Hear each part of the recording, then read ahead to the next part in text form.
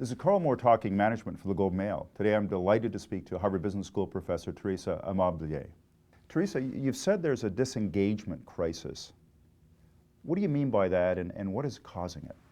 There is a disengagement crisis in the United States, and I think there's some evidence that it's going on around the world. And I'm talking about workers' engagement inside organizations. People in organizations across society, across the entire spectrum of age levels and income levels, are becoming quietly disengaged from what they do. And what I mean by that is they're less motivated by the work that they're doing, they're less satisfied with their jobs.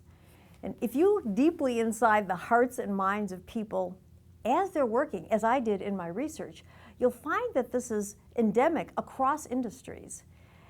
I think it's due to a number of reasons, but I think the primary one is that people don't feel that they are being supported in achieving anything in truly meaningful work. And at least that's what I've seen in my research, and there's some evidence that this is going on across the board. Let me give you a little bit of background data on this. Job satisfaction has hit a low point in the US, certainly in the last half year or year.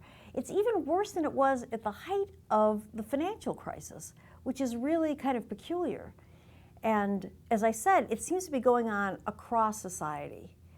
When people are less engaged in their work, you're going to see slower revenue growth in the company and actually lower profitability.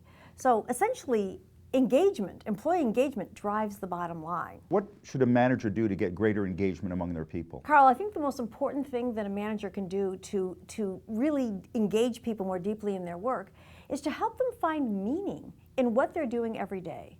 And that starts with a mission for the organization that is something people can care about, something that they can rally around.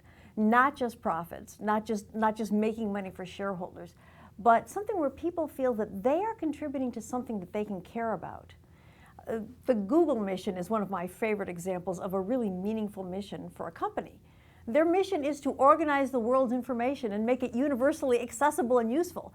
And I've talked with a number of Google engineers, and I know that that is pretty motivational for them. That does feel like a mission.